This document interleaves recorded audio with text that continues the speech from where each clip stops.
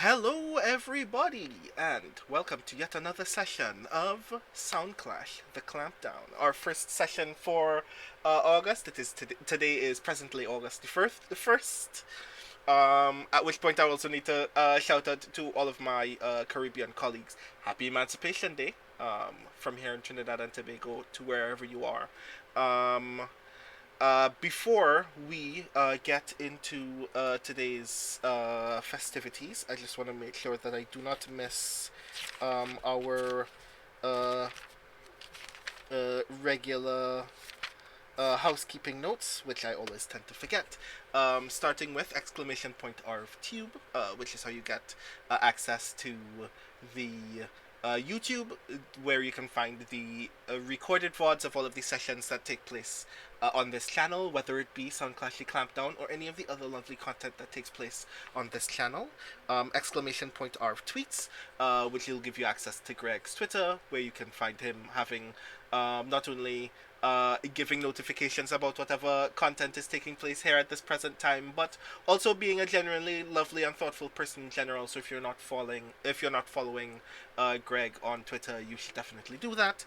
Exclamation point of Cord, which will give you access to the Discord server, where you can meet all of the other lovely people in this community and have pleasant interactions with them when we are not live, as well as get updates about when Greg and his friends are live. Exclamation point of Patreon, which will give you access to the Patreon, which your financial support to the Patreon gives us the opportunity to create so much lovely and beautiful content on this channel, including Soundclash Clampdown. If it were not for the Patreon, not only would we not be able to have Soundclash on this channel, but I wouldn't literally have a new PC that allows me to stream in better quality than I was streaming at before, for which I still thank you so very much for contributing to that. So if you would like to help the content on this channel grow even further, definitely check out the Patreon. Exclamation point our shop is where you can find merch for some of the shows on this channel, including Infinity and Beyond. There is no Soundclash merch yet, but at some point, I'm sure, wink wink, nudge nudge, we will make that happen.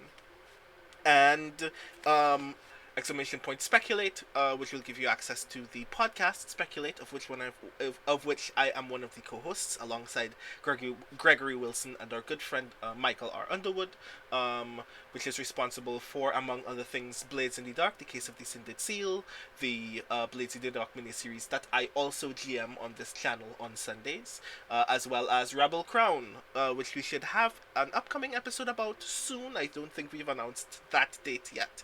But look out for more information for that. And if you want to listen to recordings about of any of those sessions, you can go to speculatersf.com, and you can support us on Patreon at patreon.com/speculate, which not only allows us to produce that content and have that content edited at a top quality by our editor Rudy Basso, but allows us to produce even more interesting RPG content, including our special episodes that are recorded solely on Patreon. So if you want to hear us geek out about what RPGs we're playing, definitely check that out as well.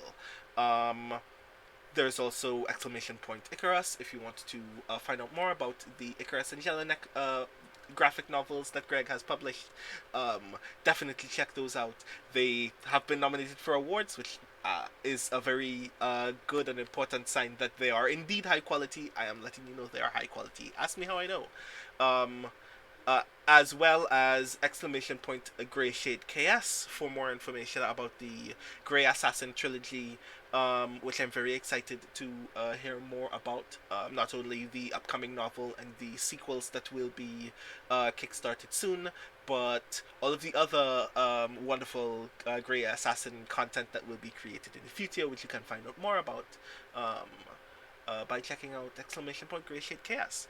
Also, exclamation point BLM, which will give you access to resources supporting Black Lives Matter. We on this channel definitely still assert and affirm the value of Black lives in the United States and everywhere in the world. So if you want to find more information about that movement or ways that you can support that movement on the ground in multiple different places, definitely check that out. Exclamation point help now for resources about mental health. If you or someone that you care if you or someone that you care about is presently struggling with issues of mental health, as we come to the tail end of a year plus pandemic, while everyone has been going through a great deal of stress and trauma regarding so many radical shifts in their lives, and those shifts shifting yet again very soon.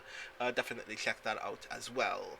Um, there isn't a um, there isn't a command in chat for the next thing that I'm going to mention, which is my poetry collection. Can You Sign My Tentacle, which is coming out in 19 days. And I have a lot of feelings about it. And if you haven't yet gotten your hands on it, I would love it very much if you pre-ordered a copy. It comes out on the 20th from Interstellar Flight Press. And on the 22nd, which is 2 days after it comes out, I'll be having a reading event right here on this channel. That will be 3 Sundays from now. Guests to be announced, but it's going to be a lovely time. I'm going to be reading from the collection.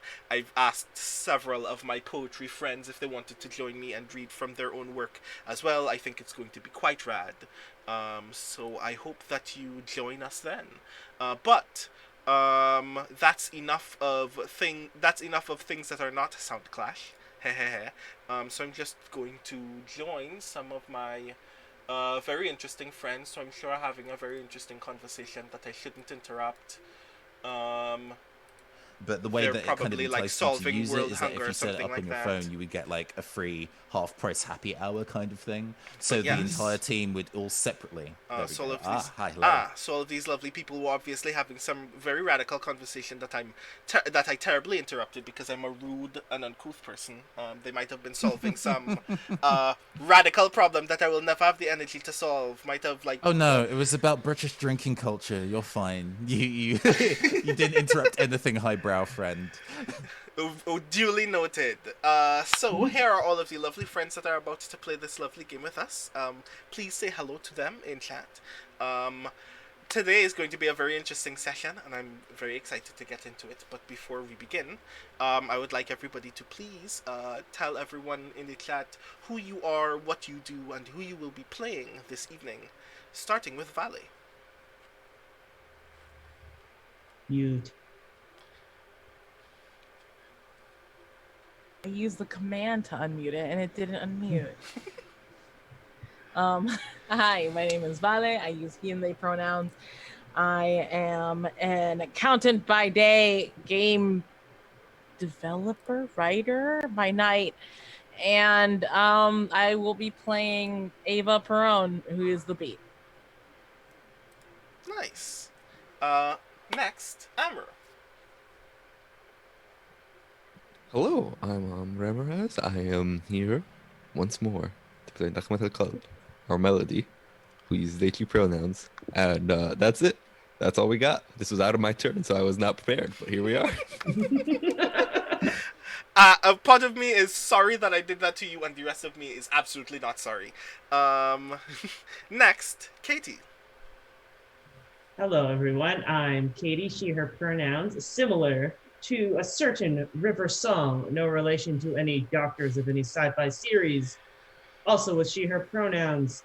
I will be playing the rhythm, that's who I am. No regular vowels in that word, and that is an interesting fact. That is indeed true, yes. And last but not least, Nathan. Hi, hello. I am your androgynous android game show host from the future, Nathan Blades, he, they pronouns, tabletop RPG streamer, designer, and recent VTuber. I will be playing Oliver Hoshizora.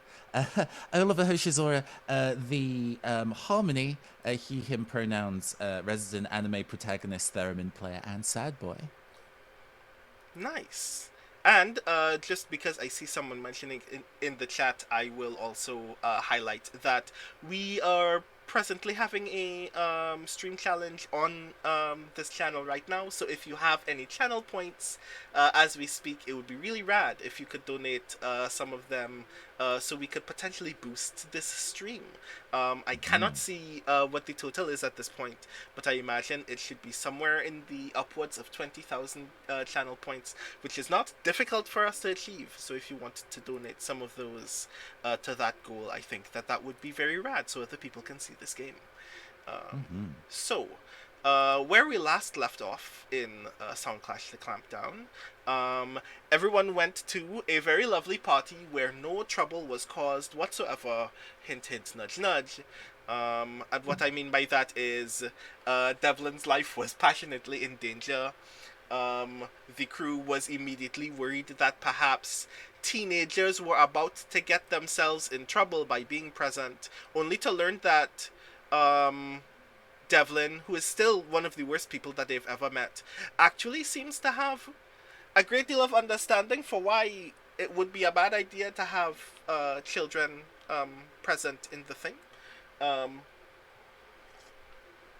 Which became even more drastic when Devlin revealed to our friend Nakmat that Weirder is still looking for him and he needs a distraction in order to flee, which turned into a very raucous performance on the dance floor of Club Onyx. Several other band members getting somewhere on the upper end of the spectrum of drunk, and their unknown friend Ace Fan bringing a black van so they could get away in the middle of the night without anybody noticing where they were, while Weirder still attempted to pursue Devlin. But everyone managed to get away in the middle of all of that drama, and it is now the day after all of that drama. And I will note, apparently we had enough for that boost already because we are presently being boosted. So that's really neat. Thank you so very much, everyone. Hopefully everyone will enjoy this game when they get to see it live. That's really cool. Thank you so very much for donating your channel points. We begin this session in the early afternoon of the next day. And I'm going to open by asking where Katie is. Like, where did Ace Fan drop you off that night? So, I think that Ace Fan, well, if Ace Fan knows the address of River, or if River was asked her address, she would be dropped off at her apartment, and she will have remembered getting into the limo, and then will have woken up at this time in the early afternoon.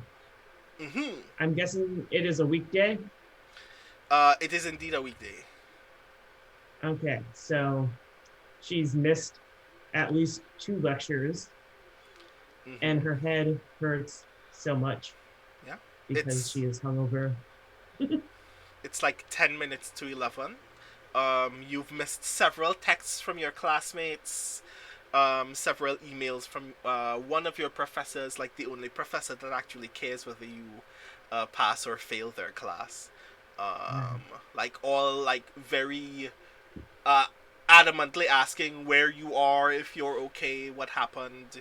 Some of your classmates asking if you went to the clash. They're not sure whether they saw you performing or not, but they're asking if you were just there, if that's the reason why you're late. And you get one message, you get one voicemail from an unknown number. Okay, so reading the first few texts from students and teachers, River stands up really quickly to try and thinking, oh my god, I gotta get ready for school. I gotta like at least salvage the rest of the day, and then immediately falls back down because when your head hurts, you just kind of want to bury it in a pillow. Then, grabbing the pillow and lifting it with her head, she then starts walking around the room because that makes it slightly better. and tries to get a drink of water, Mm-hmm. and then puts the phone down on the counter and plays the message while she tries to get ready with one hand so that the other hand can hold her pillow to her head. Mm-hmm. So, this voice message on Discord is played from one of those like automated text to speech voices, and it says, "I am so lucky that I got to give you a ride home before anything drastic occurred at the club. I hope that you are okay. Next time, just order juice." That's what I thought that juice that waitress gave me was. It didn't taste like alcohol. It was like one of those crap drinks that doesn't taste like alcohol, and then you drink 3, and then it's not good.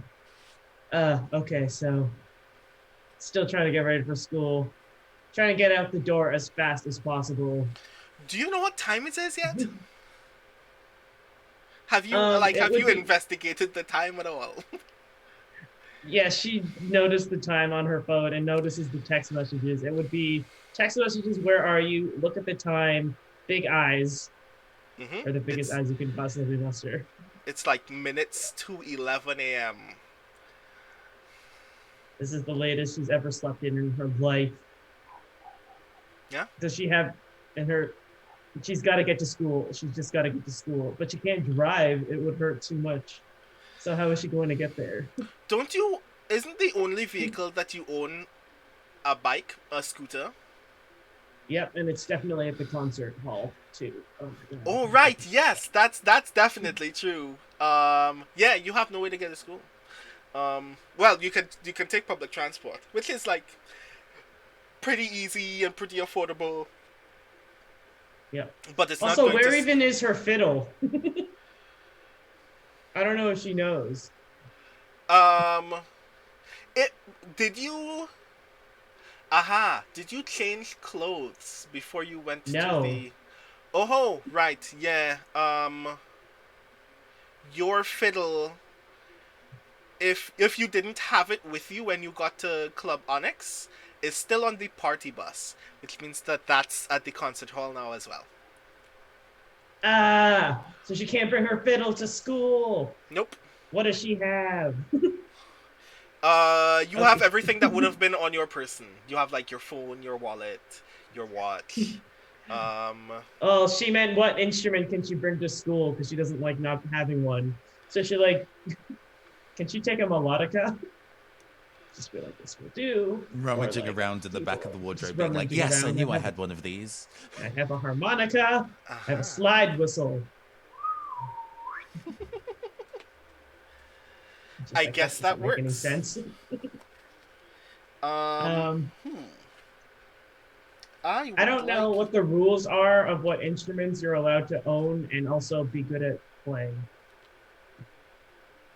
But I always imagined that she was proficient in a lot of instruments, but not good at like being in a band with people with them. Oh, actually, did your like trinket you got from the treasure chest, does that summon a weapon? God. Does that I summon mean- an instrument for you? I know that mine actually summons a keytar out of hammer space. It and does. I don't remember whether your particular trinket did the same. So you might technically already have an instrument with you. Yeah, you should still have that. Do you? Yep, that stayed on my jacket. Exactly. Cool. So that's with you. Okay. So she throws on a loose tie so that she can have that, and she looks at it and goes, I guess that's fine. She pockets a harmonica and kind of frazzled looking because her hair is a mess and everything, walks out the door. Okay. Just as you like close the door and are prepared to step away, your phone rings. Okay. She takes the white piece of bread that she would have had in her mouth because this is an anime and walks over to the phone and picks it up. Oh no, your cell phone. The cell phone that is in your Oh. pocket. Yeah. Oh yeah, I forgot. I left it on the counter though, so I'm going to say Oh, that that's where okay, it was. Cool. Very convenient that the phone rang. Hello. Uh, where are you? I'm on my way to school.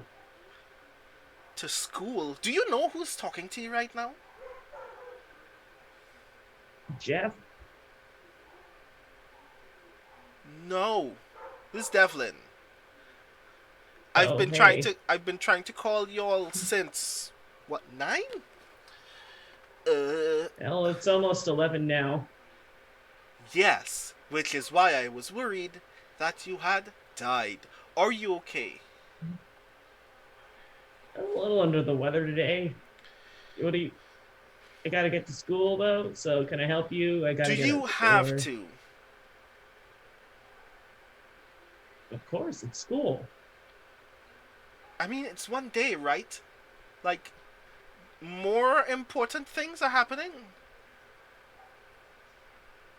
Mm, I mean, anything can happen in a lecture. Oh my god, you're gonna leave me to die. You're gonna leave me You to didn't die. die. You're gonna leave me to die. Listen to me. What do you want? I have bumped up this evening's classes. You thought you were going to perform at 7. You're gonna perform at 3. 3. Yes. Yes. Can you Um, guess why? Is it that you don't know? Did none of the others tell you anything? is- I haven't checked all my messages, maybe. Oh Lord. Please get to the library as soon as possible. I'd like that a lot. Please, please, please. Okay, do you need, like, my instruments? Like, do you have, like, a PDF of instructions or something? Is there a dress I code? saw a fiddle Doesn't... in the Mhm. one of the shuttles. I imagine that's yours. Just get here. Just get here. We'll sort out everything else. Fine. It's fine. Just get here. Please. Please. Like, you can hear, like, a level of desperation in his voice. And then he just hangs up.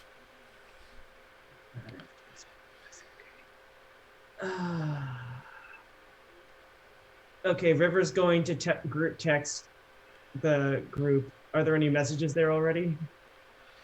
Um, um, to qualify this, I'm going to say, except for Ava, who got up just a little bit earlier, because Ava is not drunk, and did not get into a great deal of shenanigans the last night. Most people have not seen anything, but Ava, you've already been contacted by Devlin. What was your Nakmat drinks either, I think. Yeah, Nakmat didn't drink, but that show did take a lot out of her. Is my qualification. I might not have gotten drunk, but I definitely got high on power. Yeah, works for me. Performing twice in a night is a lot of effort. So yes. So Ava, what was your initial response around like 9, half 9 when Devlin called you?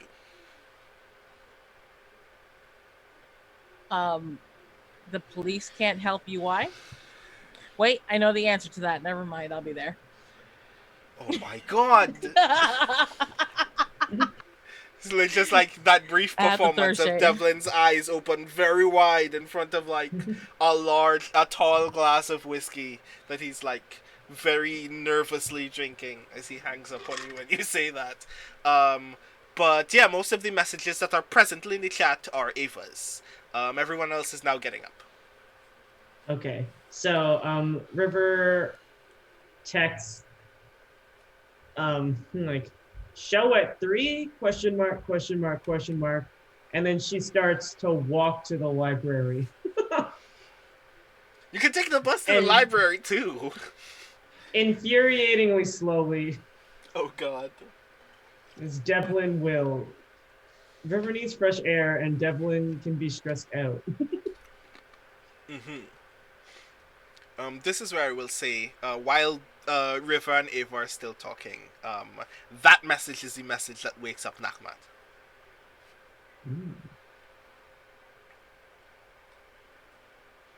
When you get up, how are you feeling? Oh, I'm feeling pretty good, but also like I don't want to get out of bed. That has nothing to do with last night. That's just a general thing. It's morning. So Okay. without reading the rest of the chat, I just text, what's going on? 3 o'clock? What's happening? Oh. Yeah.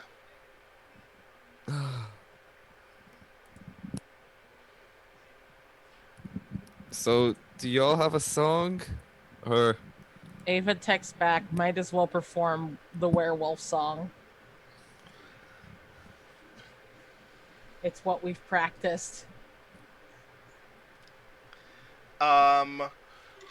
On Discord, there is like a part of the screen that is dedicated to letting you know exactly how many people are in a group chat and like which ones are online and stuff like that.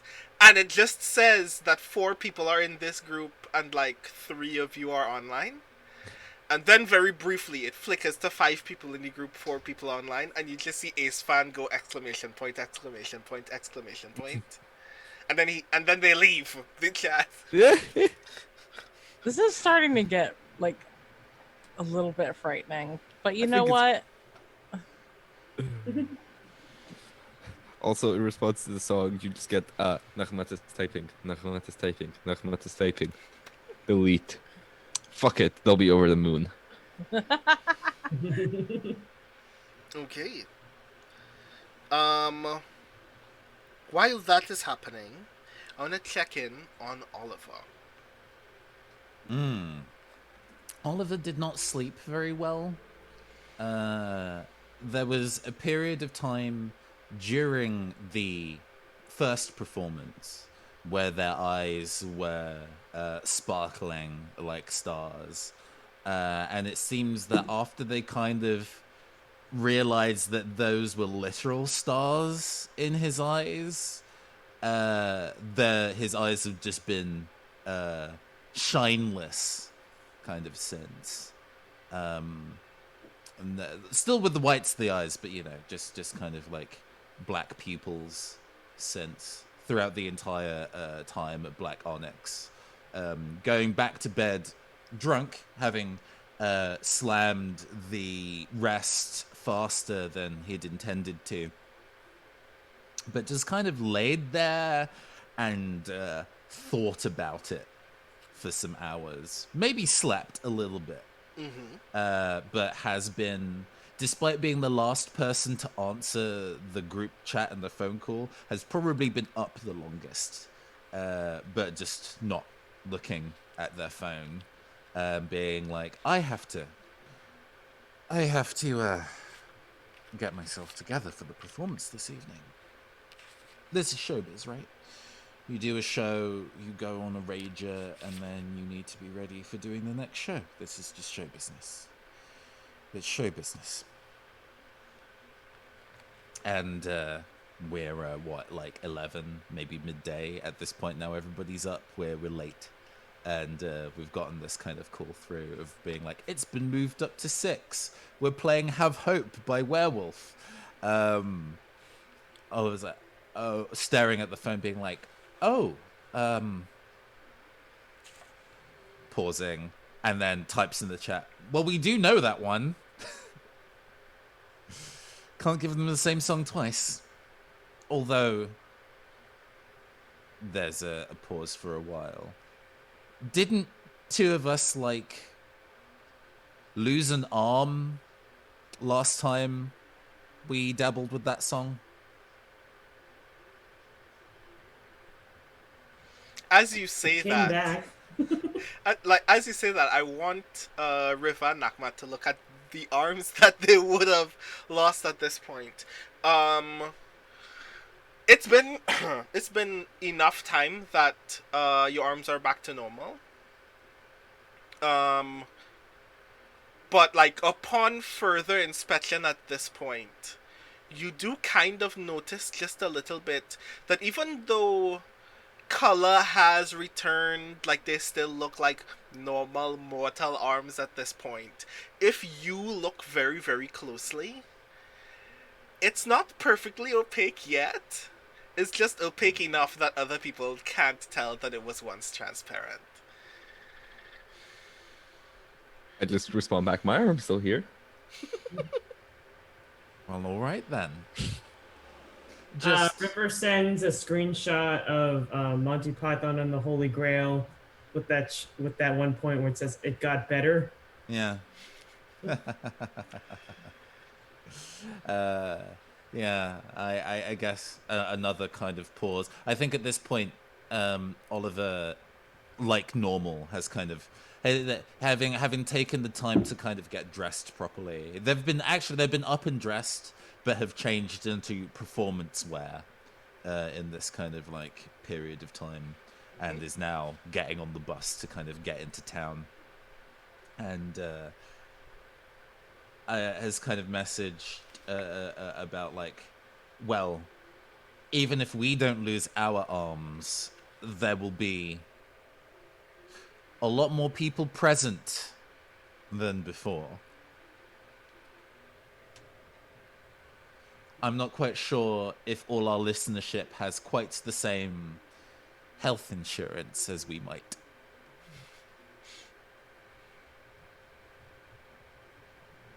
Fair points, but last time there was the crystals, and we had less control, and also the stage is designed to help channel stuff, so...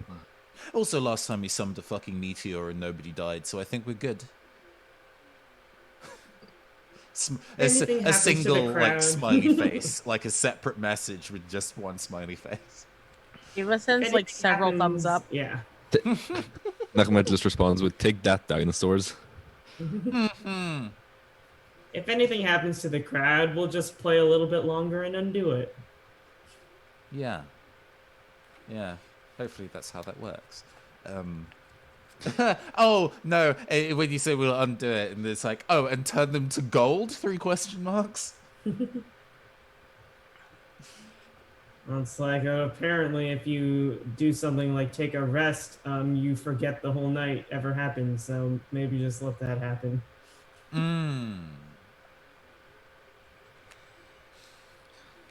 There is Did everyone make it home okay? Yes. I got home fine. It's, the cab, the auto cab with scare quotes around it, was pretty efficient at delivering us back home. I think you were the last dropped off. No, that wouldn't make sense for safety reasons.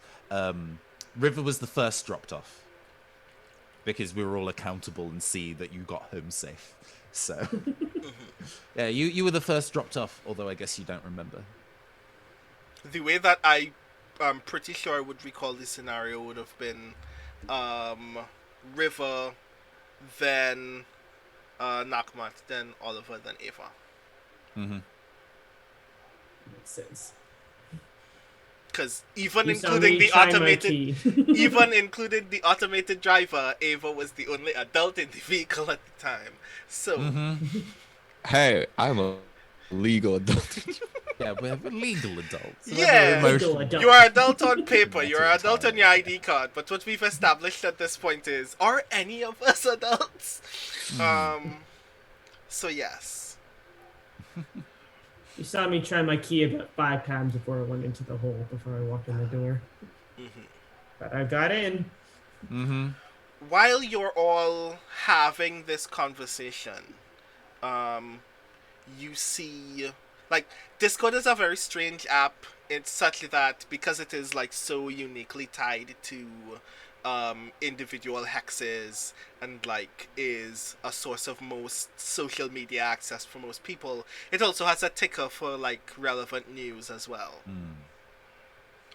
And you see, in fact, I want very much for each of you to give me a role for this. And I think I'm inclined to say that that role is an observe role. Okay. Everyone's position is and everyone's effect is standard, except for Ava's. Oh. Ava's position is desperate. Ooh. Mark XP as advised. Before I make my roll, I have one of my special attributes is that I'm innately talented at hacking. If this is a digital ticker, does that affect my roll in any way? I mean, we are checking first your ability to notice the thing. Sure. Ooh. In that case, it's a 2d20 taking the worst. Was that the same for Nachmat, I presume? I don't see shit. Yeah. That's okay. I'm still not awake. Nachmat doesn't notice it. I Katie, get a full success. I think River Yeah. barely notices. Oliver does notice. And I don't think Ava's rolled yet. I rolled, Is 9 a but it's not minor loading. Eh? or regular success? My roll 20 is not loading. My That roll. is being rude. That's very weird. Please try that Yeah. again. Let's see. I don't know. What if I do this? I'm adding a +2 to that, so I strained. Okay. Lovely. Lovely. Love to see it.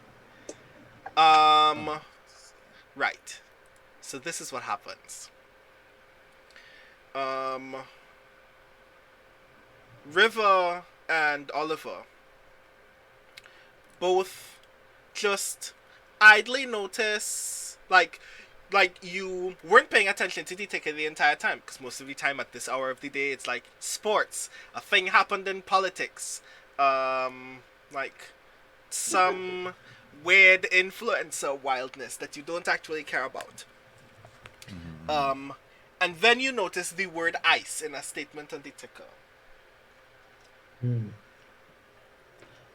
both of you linger long enough to read like a statement on the ticker about a weird glacial anomaly that struck a residential area uptown. Ava, you aren't even really like paying attention at this point. It's like one part I am still trying to get used to this technology thing, and another part this phone is actually very small and very cumbersome, and sometimes I accidentally press a thing that I don't mean to press. But you open that article on the ticker totally by accident, and it brings you to the visual news story, like the actual recorded news story for that piece of news. And you see a reporter is on the scene somewhere uptown in the Hex, where a house has been totally coated in ice. Like, it looks like it looks like pure frozen water like fell on it, hit it on the way down, and froze everything from the outside in. It's just like this smooth like glacier, this like smooth like stone of ice just like jutting out of the earth. And the reporters going on about the fact that they've never seen something like this before. They understand that it must be magical in nature, but with very few reported musicians in the area, and not any available personnel information about any of the participants in this year's clash, because Devlin is not producing that kind of information, which he says is for safety reasons. They have no idea what could be responsible for this thing, but they know that this and another scene nearby must be musical in nature, because one of those other victims, who is not the house that they're presently documenting, because that house is like presently being thawed out by firefighters and whatnot. That other house is owned by a music producer who shall remain nameless. But this home is owned by a single mother and her daughter. They don't give the personal information about those people. They are safe. They managed to not be home at the time. She said the reporter notes that the mother was at work at a nearby hospital at that point, and that her daughter hadn't arrived from home yet at that hour, although they note that the attack must have taken place around 1 o'clock in the morning. Um, Ava, you idly start noticing that you have been actually getting loads of messages from members of staff at Sonata 6 High that you hadn't even registered at the point that you woke up because Devlin had already called you. But now you notice that, and before you get the opportunity to actually look at those, Devlin sends you a link on Discord, and when you open the link, it's the same video. I'm gonna message Devlin back, and it's like, is that the home of one of the girls from Stella's? You get a voice note back. I'm glad that she was okay, but yes, this is troubling. I don't know what to do about it, and I need someone's help. Ava's not going to respond to that. Ava's going to send a message to the group with the video and said Weirda, and just say Weirda attacked the home of one of the girls from the young band yesterday, early this morning. Oliver says out loud to himself, "Well, I did my best to warn them," but does not message anything back. This does remind River of something very important. River, who did not change her jacket since the night before. Yeah, you're still wearing all of the clothes that you wore from the night before. Takes out the sticky note that she got from Weirda's trailer, the one that was written on, something was written on top, and then that sticky note was taken out. So she has to take out a pencil and do the tracing thing to see what the message once said. Very good. If you remember what it is. Right. So this was in Weirda's trailer, correct? You notice that it actually has 3 overlaid messages in the same spot, as if someone had frantically written 3 different pieces of text on the same piece of paper that was just above this, and that they just kind of crossed over each other. But you can tell one is an address. One is actually an address for Uptown Sonata 6.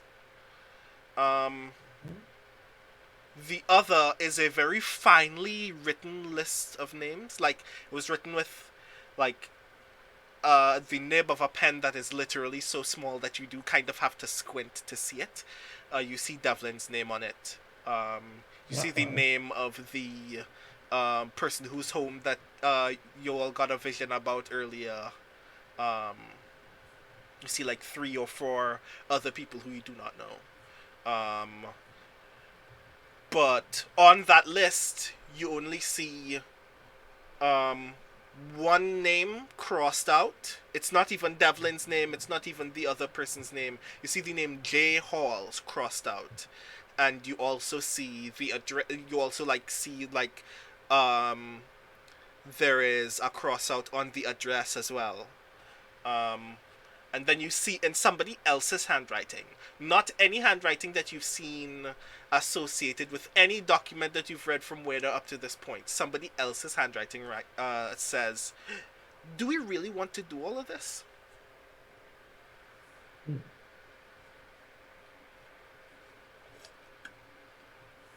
In response to all of this, then River goes, "Does anyone know who Jay Halls is?"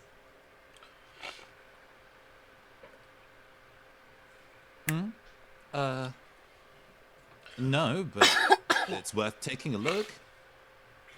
Is it something that we could dig up digitally? I mean, yes, very easily. This, if it were a role, would be a Operate?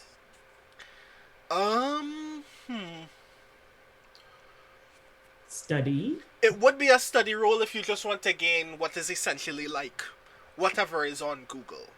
If you wanted to like hack into like what is essentially the local intelligence database for like any like police reports about this person or anything like that, that would be an operator or tinker. I think it would probably be less severe than that and more seeing if I can kind of like get into their Discord account more than trying to go governmental level.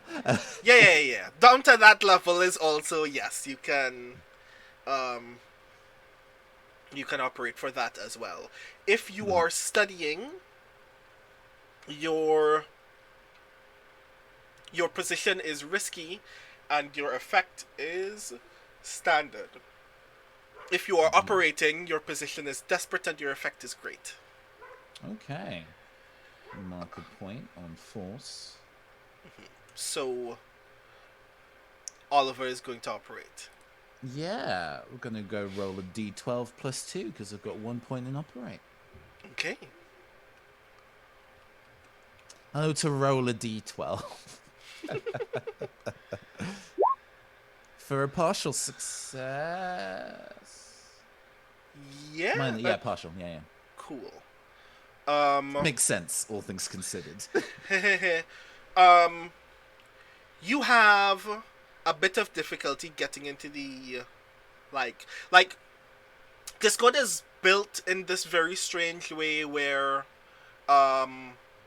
it is possible either to hack into someone's account in order to actually like make use of it, or to get in far enough that one can actually like acquire documents and read text, but either of those things are typically very, very difficult, and even if you do actually succeed in one of those things, often the network is very easy at like picking out a hacker and noting, hey, I see you're not supposed to be here. You have a few minutes to decide whether you want us to actually track your IP address. So, remind me, you have an ability. Yes, one of my special abilities is that I'm innately talented at hacking. Right, cool. So this actually works out quite a bit in your favor. It's still very difficult, but you happen to get far enough that you can read pretty much every text that Hall has ever sent or received from like the last 20-ish threads that are still open. There are a lot of like industry talk with other execs.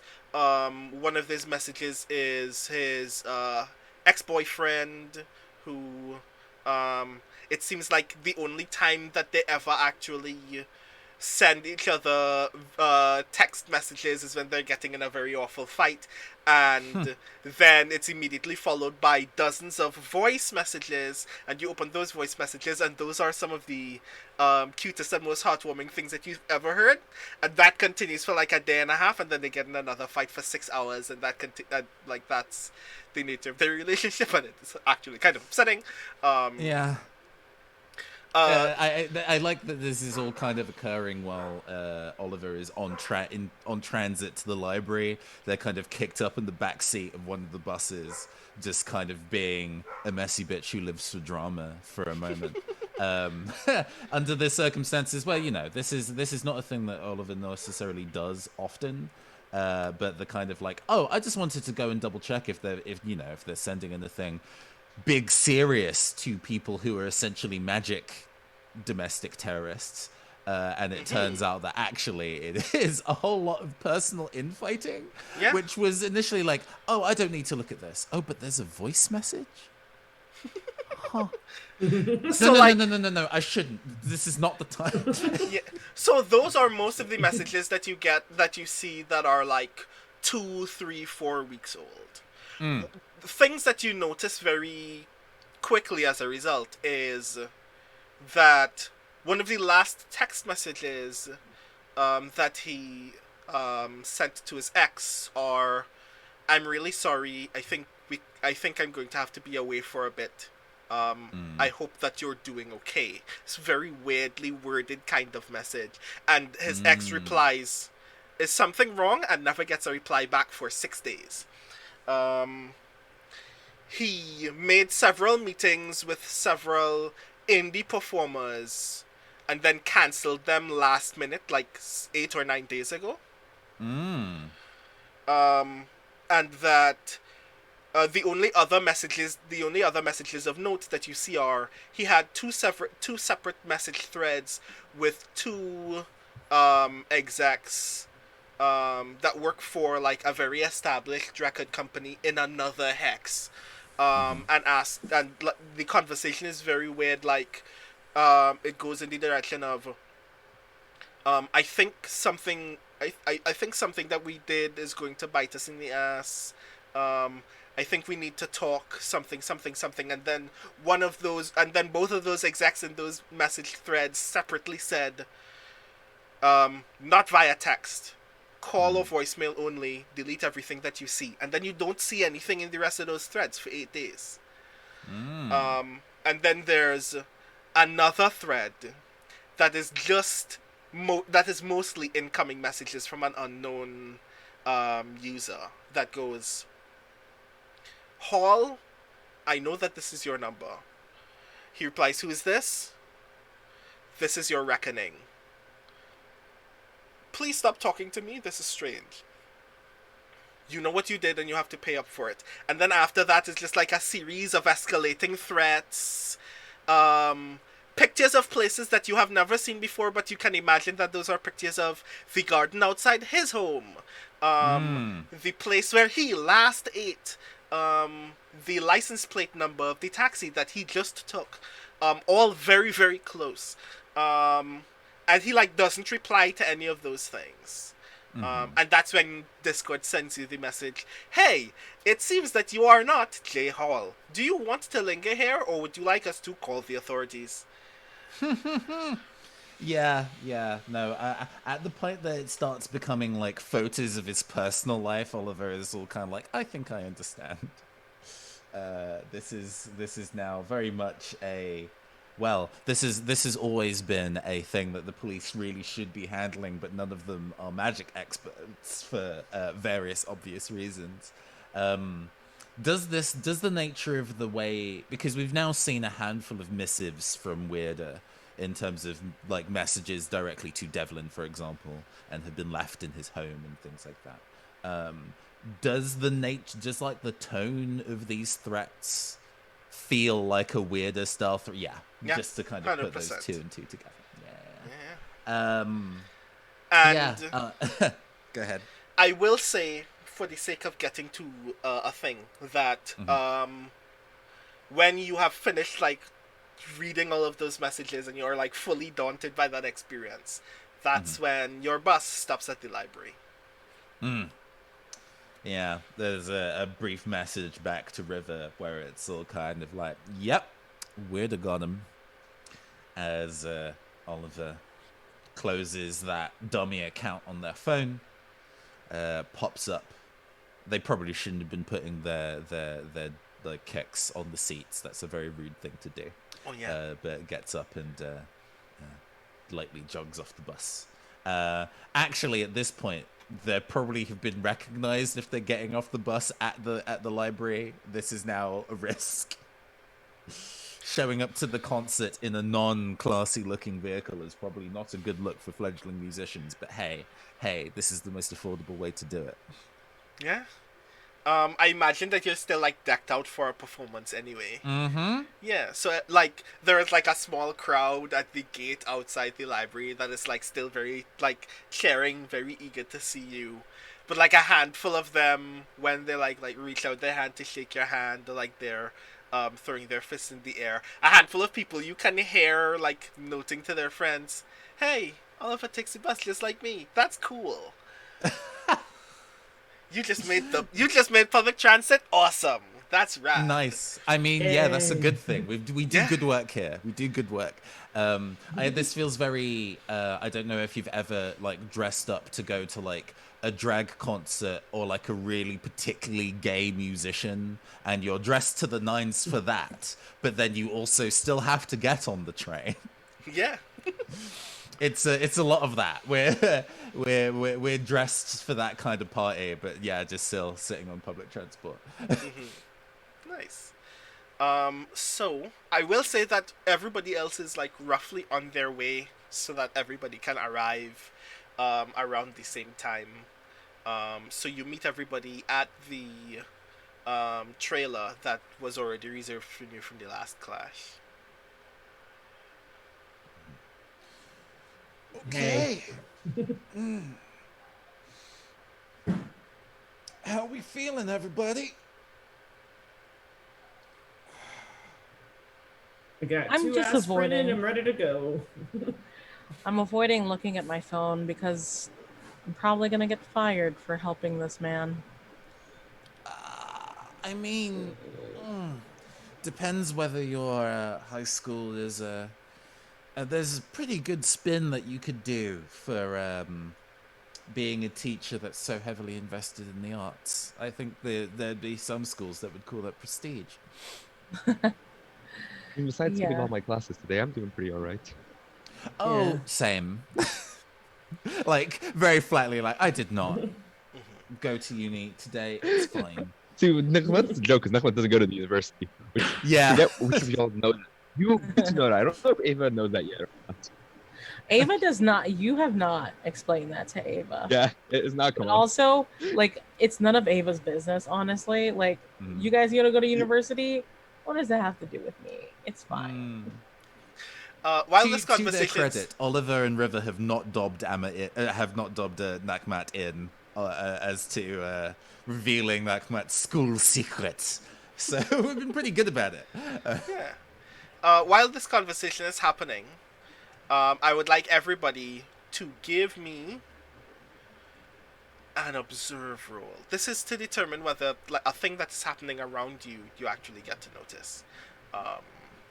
Your position is risky and your effect is limited. Let's roll those 2d20s. One of the D20s. Boom. Lucky. Nice. Which roll? Success. Again, sorry, I missed that part. Observe.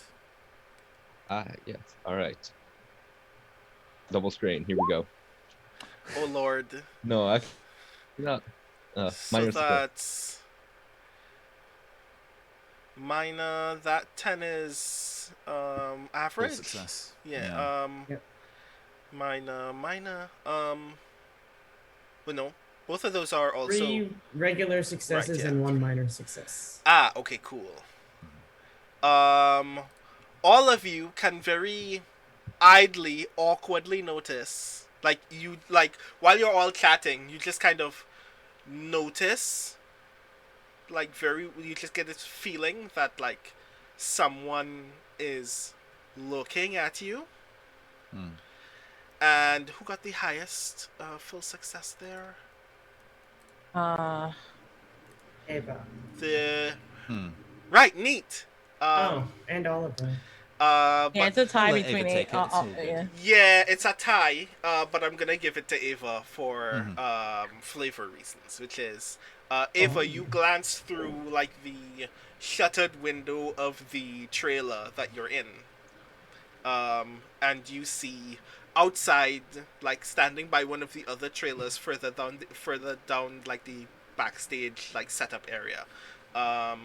You see a tallish woman, like maybe like 6'1", 6'2", in a white tank top and khakis and like sandals, look at you through the window with like some mixture of confusion and worry,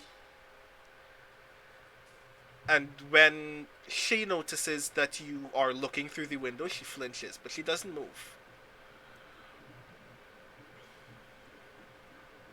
Ava like goes from like surprise to like a little glare, and she's just like, "Do we know who that is?"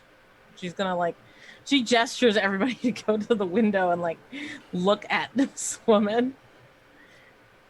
She flinches again. You see her look over her shoulder, but she doesn't move. And then she just kind of gestures for somebody to come outside to meet her. This might as well happen. I suppose part of stardom is that we get stalkers and all that. I don't want this. And Ava's just gonna go out. So is everybody going to follow or just Ava? I mean, if it is something untoward, you probably shouldn't be going alone. And yeah, with a kind of like, let's not get into too much trouble before we have to be on stage. Oliver at least follows Eva to see how far this might escalate. Mm-hmm. Okay. So when you get to her, like, she's still very, very nervous. Glancing over her shoulder regularly. Whenever a stage manager passes her path, you see her like hide her face and like turn away and stuff like that. And when you get there, the first thing that she says to Ava is, "You're gonna get yourself hurt. You know that?" I am the one who hurts people. Oliver's eyebrows raise in surprise. If she notices that, she's like, Oliver, sweetheart, you did so much during the last performance. I want to make sure that you're okay. So I am the one who hurts people. What's up? Jeez. I can't. And she like still looking over her shoulder on a regular basis. I can't say anything, okay? But this, right. I get that you care about your other bands. That's cool. I didn't want them to get in anything either. I tried to talk her out of it, and that didn't work. I need you to not do anything foolish, or else you will die. Foolish, like take a drumstick to one of those weirdo motherfuckers for trying to hurt my student? You see her look down, like a brief twinge of shame.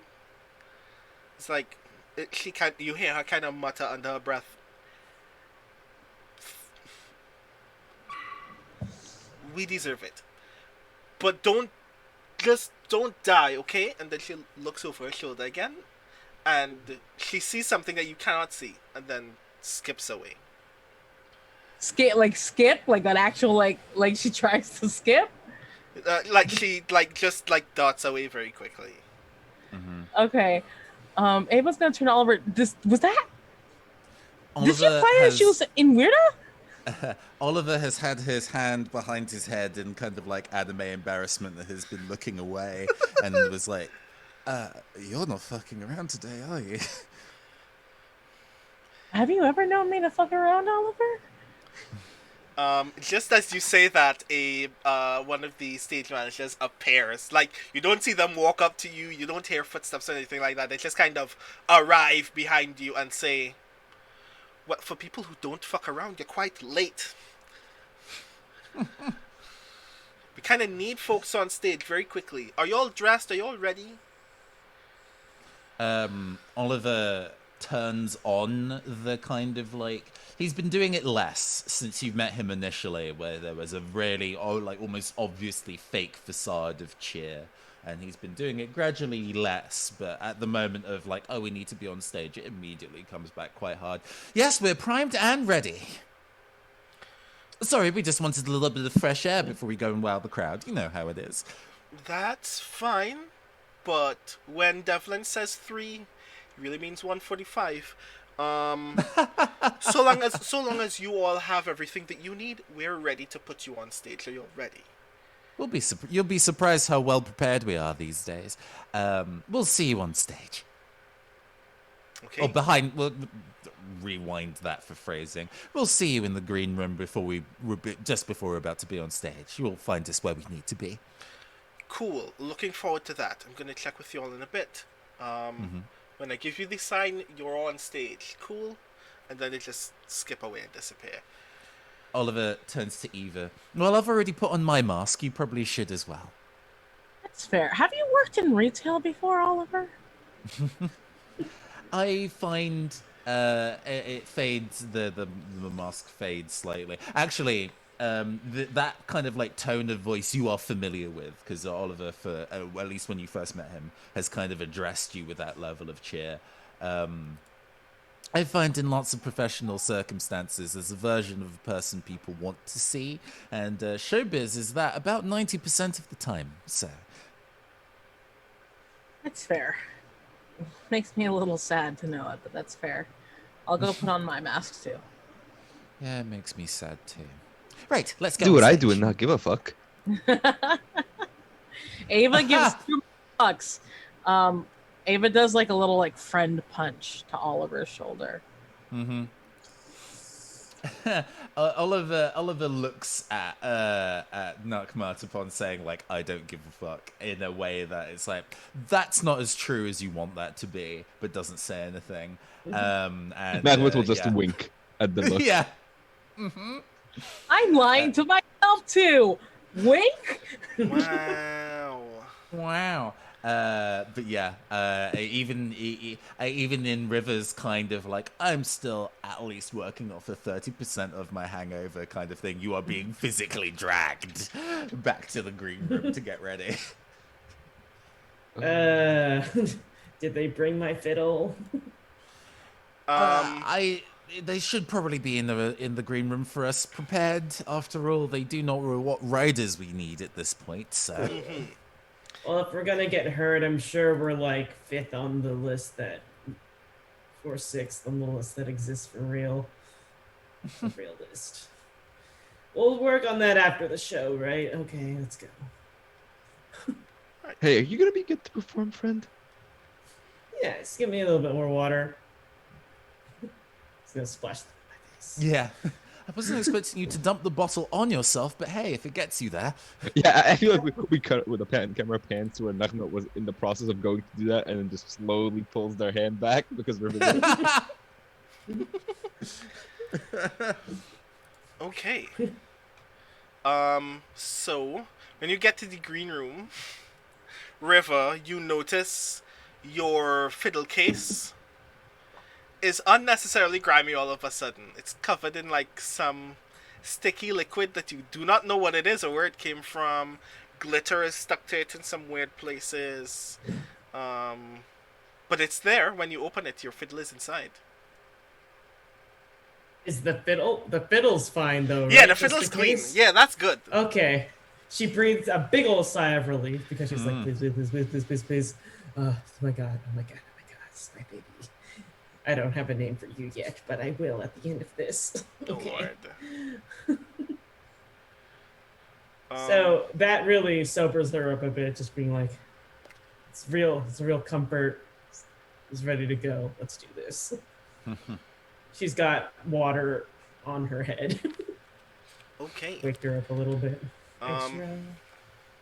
Right.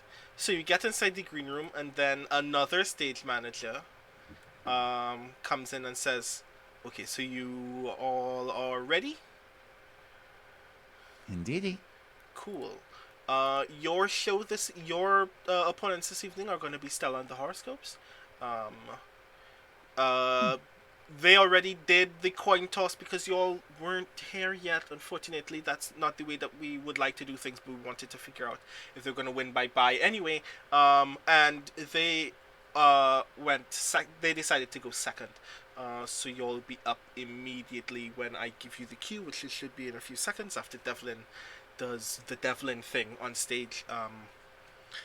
Okay. Do you have... they didn't give us a note about what song you were performing this evening. Do you want to keep that a secret? That's fine by me.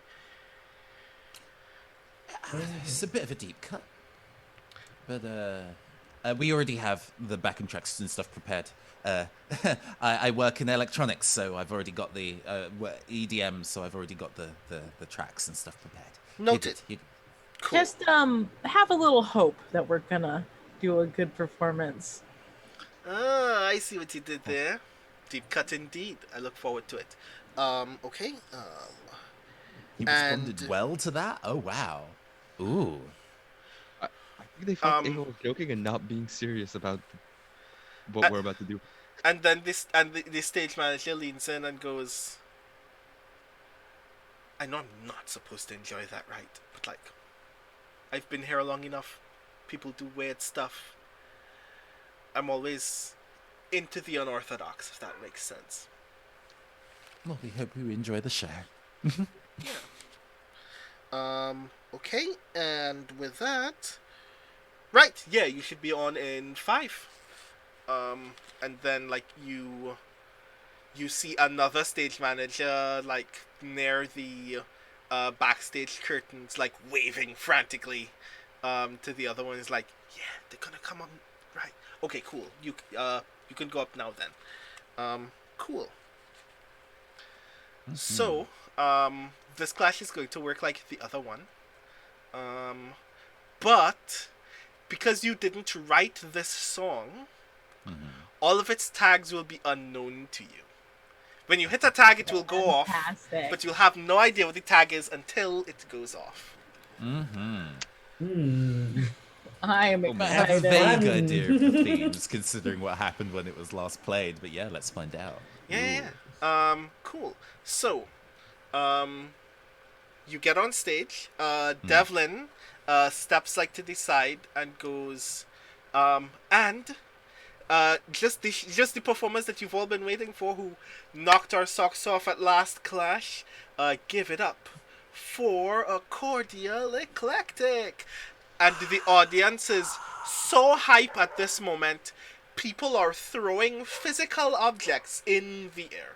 People are picking up folding chairs and like Oh no. Babies. Someone's throwing their baby. Someone took Graduation cap. Someone took a hubcap off someone's car and threw it at one of the stage lights and missed, and it just soared over the amphitheater, just took off past the library. Damn, Jason Todd, what the fuck? Never to be seen again.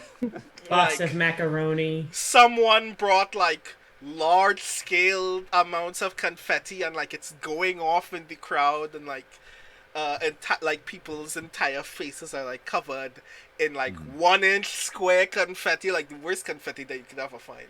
The yeah, beach everybody's ball hyped. bouncing around.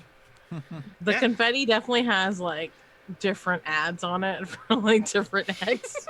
Ah. It's like so big. Branding. Yeah, this But it's piece still, of like, confetti all is the sponsored by different Coke. small- Yeah, so you are on stage.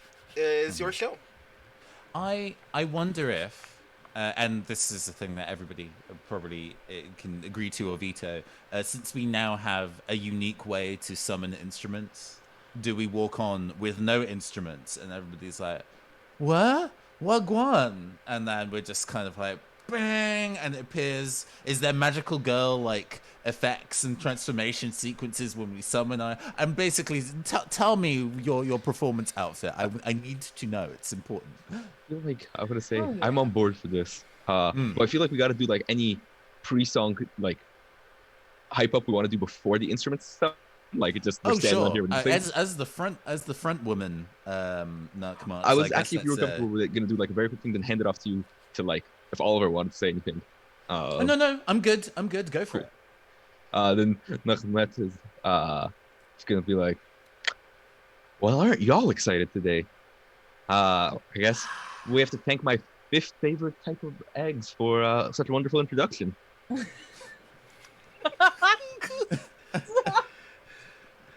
Oh Lord! Like there's this like uproar of laughter from like a good chunk of the audience. Some of them totally didn't get it, but the rest of them are definitely. If I knew the secret to get my puns liked was to become a musician, I would have done that a long time ago. But enough of that. I won't keep you all for long.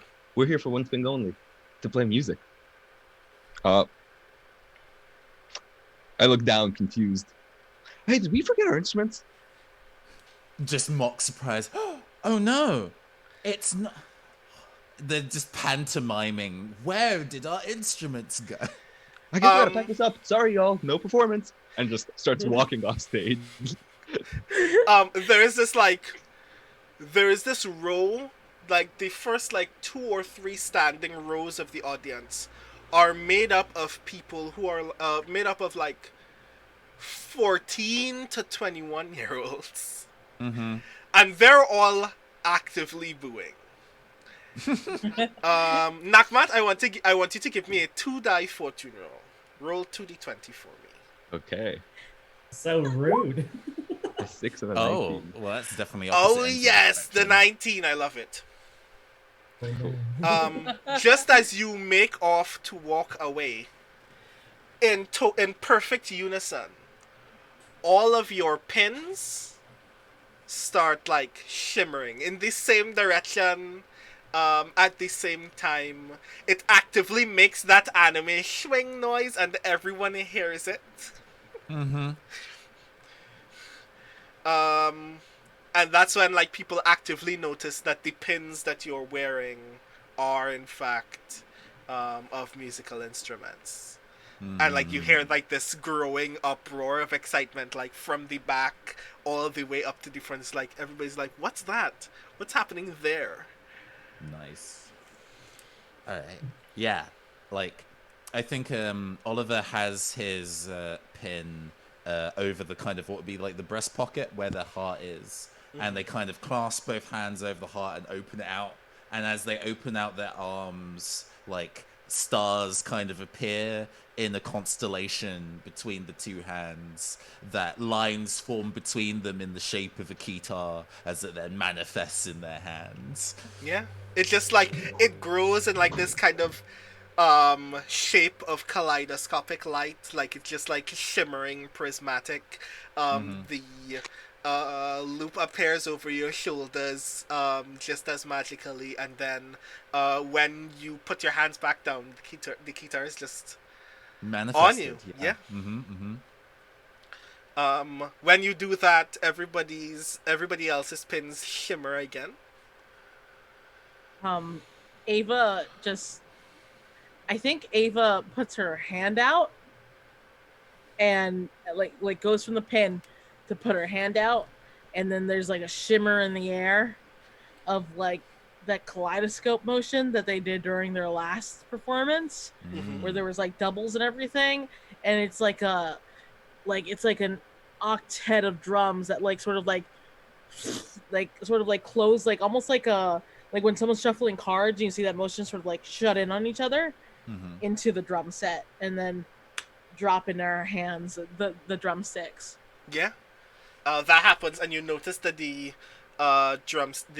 sticks that you have in your hand feel like normal wood, but they look like they're made out of like some deep, rich black obsidian stone. Like you notice that like it's catching the light in weird ways, but it doesn't feel like off balance or heavy to you at all. I really hope it's not obsidian, because obsidian shatters under a lot of pressure. Indeed. The 2 remaining pins shimmer again. Oh, you're muted. I was gonna say that would make a really cool sound if you timed that shatter right. Like if you shattered your drums at specific points during the song to like shatter them. Mm-hmm. Yeah, maybe you should have one obsidian symbol. I mean, not a thing that you can't do, but still. So who's next? So River's got the tie clip, and it glows and then extends out into like a sheet music staff of music with tron lines glowing that spin around, that she then like manages to grab the end of, so that and then the outer strings of the staff extend into the fiddle shape, and then turn into like a glowing tron lined fiddle, and then the other staff manifests into the bow in her other hand. Yeah, hell yeah. Nice. What more? That was all I had. Guess that leaves me. Mhm. I forget. Did we specify which pin Ahmed had? I'm pretty sure I. Right. Yes, I gave you a canoe. Yeah, that's what I thought. Okay, Yeah. I was just making sure that that was the same one. Cool. Then yeah, Nahmet will just like start twiddling her finger around the pin, and then like there's a pluck sound as the first like string pops out, and Nahmet plucks on it, and then it looks like Nahmet is just gonna pull out a string instrument, um, but the string just becomes longer than any guitar, and then Nahmet is just holding a string even longer than her arm, and then the string just magically spreads out, and there's this whole piano on stage, the kanun, which is essentially it's half guitar, half piano is the best way to explain it. It's like a piano open top and there's strings on the inside, but like it's played closer like a piano. Mm-hmm. That's so cool. Right, and this is the other lovely thing that happens because your fortune roll strained, which is when you summon it, you notice that you're actually, like, just very imperceptibly, you notice that you're floating off the ground. Just like 1.5 inches off the ground. Perfect, great. We're just not gonna acknowledge that. Not yet, at least. Okay. So everybody sees that, and like there is like increasing uproar from the audience as each of you announce each of your instruments. And now it is time for you to begin performing. So, since you've decided that you're performing Have Hope, what will happen is I will let you know which phrase you're about to play. And then everyone will roll as they would in any normal clash. At which point, if you hit a stunning performance or strain, I will. Well, if you hit a stunning performance or strain, I will let you know what tags are triggered for that phrase. You can use any abilities as normal. When you roll your action, please let me know which action you are rolling. But as with most performance things, it would typically be easily accessible to roll a sway or an attune at any point in time for most simple performance things. So yes, the first phrase is the first chorus of the song, like the opening chorus. Okay. I think that I would like to make a tinker roll for my opening. Well, it's been all very, very sexy, very fabulous that we've kind of just appeared with instruments live on stage just to do our performance. We have done 0 sound check. So I'm going to make my opening kind of performance surreptitious performing, but also auto connecting, because we're now using magic technology with this performance to get ourselves hooked up to all the equipment on stage as we do our intro. We're doing it live. Right. Every roll for this phrase would be, its position would be risky, and its effect would be standard. Okay. I'll wait for everybody else to determine what their roles are, and then we'll do them simultaneously. Do we have, if that works? do we have the restriction where everyone has to roll the same thing? No. Cool. Sorry, I forgot that there was a restriction from Yeah, I was before. trying to remember if that, It was previously, but because this is a song that you do not know, I'm gonna say that that's not the case. Fair enough. We're freestyling. Yeah. I imagine I that think- Have Hope. Sorry, go ahead. Okay. Okay, I was gonna say I wanted to use operate because, like you said, we didn't do any sound check yet, so she's just going to mechanically go through the notes, like not do it performatively at all, just like hit the sheet music as she knows it Mm-hmm. and just play this fiddle that she also doesn't use ever because it's magic for the first time. Just go like, this is the note, this is the note, this is the note kind of thing. Like, please don't do weird shit. I need you to act Yeah. like a normal fiddle. Mm-hmm. I imagine that Have Hope is a kind of like a rough song, like a hard song. Mm-hmm. So Ava's like, everyone else is fine. This is drums. No, like, even if I'm not hooked up correctly, right, people will hear me. So she's just gonna fucking go as nasty on these drums to get this started as possible. And I'm doing Scuffle. Mm. Wow. Okay. And what will Nakmat roll?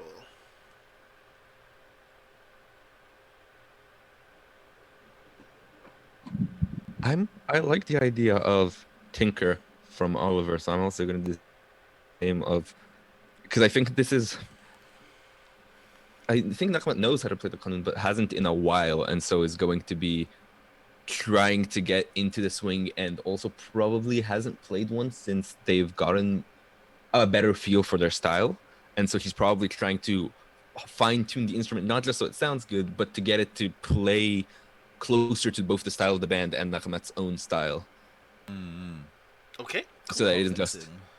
yeah. So please give me your rolls. Right. Remember, because of Is a 17 a strain Yeah. or a stunning performance? We Let don't- me we when don't I strain. join Stunning in a group performance barely. action, straining rolls have no adverse effects because of Yes. my ability. So that's stunning. Wow! Wow! Wow! Wow! Interesting. Interesting, Fred. This is going to be a lot of fun. Right. So there's this moment, like, you're all kind of like sound testing on stage for a bit to just get a sense of the like timbre of the instruments that you've just summoned, and like prepare the beginning of this song that you know and know that you can play but haven't played before. And just as you finally get into the song itself, Ava starts like ripping on the drums, and the very first thing that happens is when Ava hits one of the cymbals for that pre-chorus, like this wave of bluish white light starts emanating from the cymbal, just like passing out in every direction from the cymbal, and like you can see it colliding with people, like passing through people with a sense of like actual physicality. People feel it and it passes through them. You have no idea what that does yet, but you know that it did something to them because you can see it, and you can see like some people's moods have changed as a result. As like Nakmat starts playing, and you all like start embodying the like very positive but still very angry sounding lyrics of this song through We're probably gonna instruments. start a riot. I'm feeling it in my Probably. bones. Probably. So that's when we get to verse 1.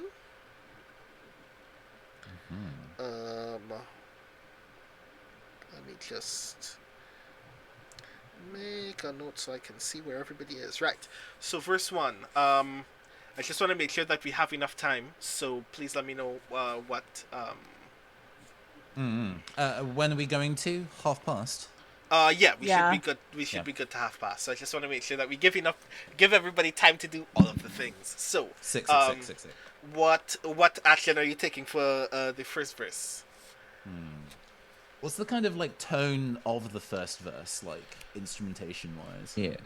Instrumentationally, you know it to be quite a bit slower. The instrumentally, it's quite a bit softer, even though the vocals are still very, very aggressive.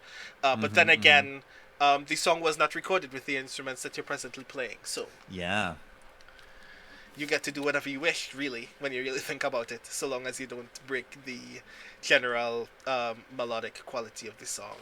I think I'm going to go at this with a bit more grace this time. Now that we're hooked up, now that the audience is hearing what we're giving them, let's show off a little bit and show off our dexterity and clarity. So I'm going to go for a finesse on this one.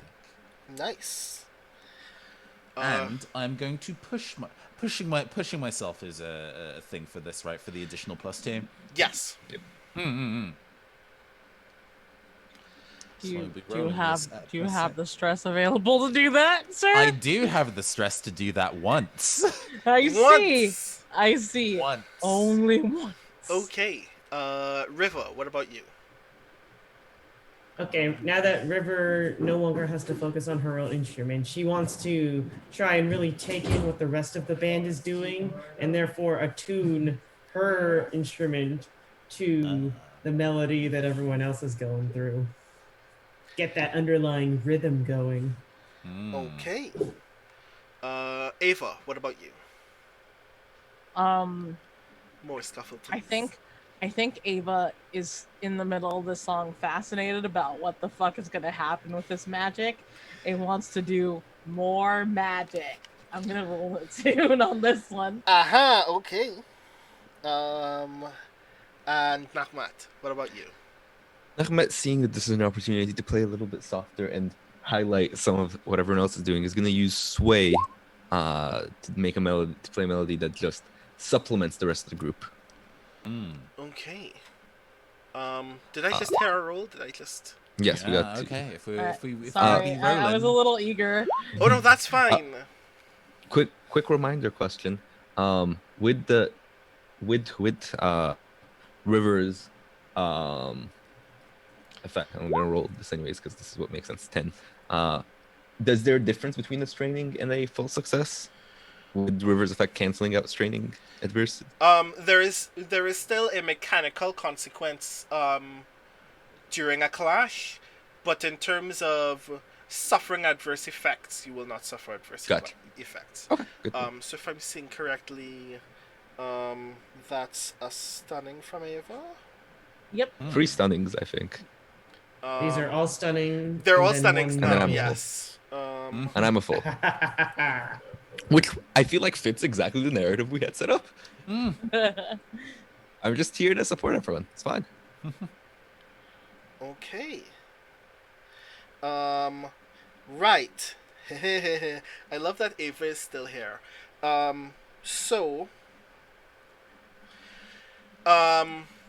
Ava, you notice like that emanating light coming again, but you notice it. You still notice it very strongly from your drum set, but you notice it coming from the rest of the band in like its own peculiar way as well. Do you notice, for instance, that there are like little waves of light, like rising upward from River's fiddle and kind of like slowly crashing over the audience rather than just than passing through them as instantly as yours did. You notice that there is this like path of light emanating from Oliver's guitar that looks like the very same music staff that passed from River's pin when she summoned her fiddle in the first place, and that's like wiggling its way through the audience and kind of like passing through the crowd in its own weird way. And while that's happening, you notice that there are these like weird spotlights coming from somewhere on stage, and it takes you a while to realize where they're coming from, and no one else can notice them. But you know that they're coming from on stage, and you know that they're very, very faint, but very, very wide, and then like, even though they're very faint, they're not like stopping in quality. They're hitting everybody in the audience in some way or form.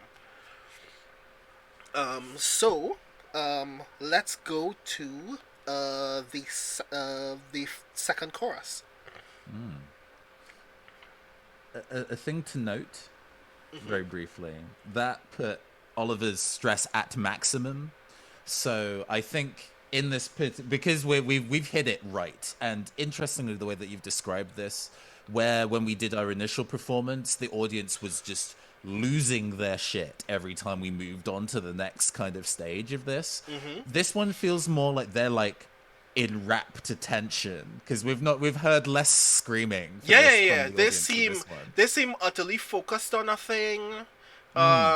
You can vaguely notice, since everybody's hit at least one stunning, I will say, you can all notice that everybody seems like very somberly consumed by a thing. They're very like they're focused, and you can tell that they're enjoying it.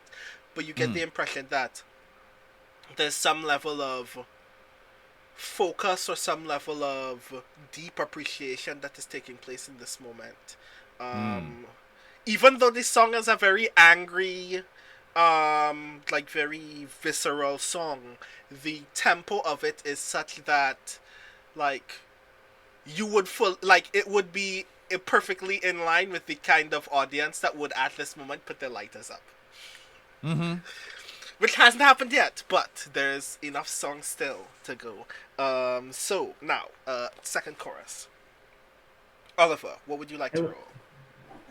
Oh no, Katie, if you've got an idea first, go Yes. for it. Oh, I just wanted to say that by doing a stunning performance, I have now gained a point of moxie, which all of you can now use to upgrade your effect level if you would like. Ooh. But I do need to hear some other people's stuff before I tell you what my roll is, because I think I have an idea.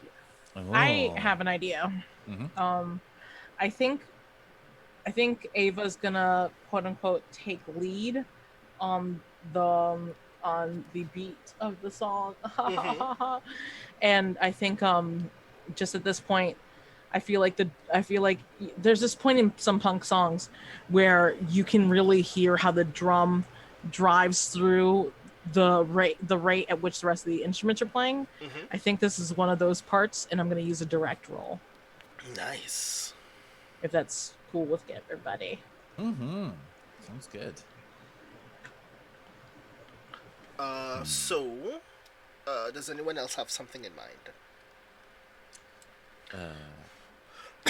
I think Oliver looks at the rest of the team in this kind of like, there's a moment of like slow motion, I think, as we get a shot on each of us mid kind of like movement where it's like hair is flipping, beads of sweat are like moving in the air as we're putting effort into it.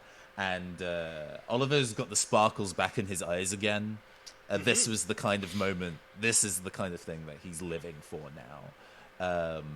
And tries to connect with the rest of the team more, and is going to make a mingle roll to try and emotionally connect with the rest of the team for this part. Okay. River, what do you have in mind? Okay, you can tell me if this is a stretch, but this is the idea that I want. I would like to do a kind of thing, you know how sometimes in music, the first time you listen to it, you don't notice it, but the second time you listen to it, there was this underlying like rhythm or melody that really elevated the rest of the music up. So River kind of wants to like play that secret melody under Oliver's like sparkle-eyed, really getting into the music type thing to elevate the music that Oliver is playing, which is why I kind of want to do a sneak roll, because I think that would be funny to me. Okay. You can say no. That's very strange, but I'm going to allow it and see what happens. The best words in TTRPGs, guys. That's strange, but I'm for it. Yeah. Sneak is a fun, yeah. And Nahmat, what about you? So I don't know who remembers this, but I'm 99% certain that the first time we played the song, Nahmat was on a mix of either drums or flute, not this. And that what I wasn't planning, or hasn't practiced the qanun. So I think I'm gonna use compose as we reach the end of what Nahmat can easily port over, and is trying desperately to like adapt the melody to fit this new instrument. You're rapidly pipe, laying pipe, down pipe, track in pipe, front pipe. of this moving train. Okay. Yeah, yeah. Okay. It's the math lady gif, but it's like musical notes appearing in front of Lana's face, and she's like, Very good. I like that. So I'd like to see everyone's rolls now. Yeah, 1d12 plus 2. Good bit. Oh ho. Are we rolling the same like mirror every time of me and Eva get a stunning and strain. The other two get minors. It's same as the first roll.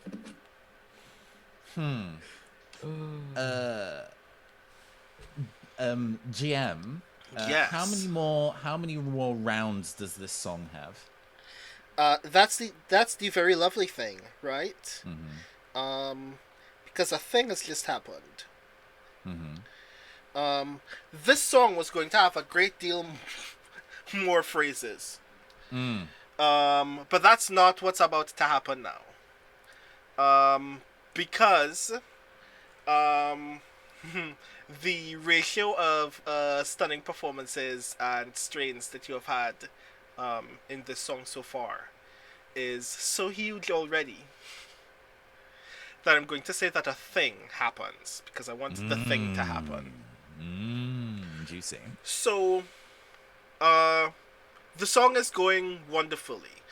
One of the things that Ava notices in particular, because Ava has been like really enjoying this, like it becomes almost rote to you at this point. Like your hands are just doing the thing, because it's some part you enjoy this song so much, and some part you've performed, you've like rehearsed the song personally so often that like you don't really have to pay attention to your hands for you to get this perfectly, and that gives you enough time to notice things in the audience.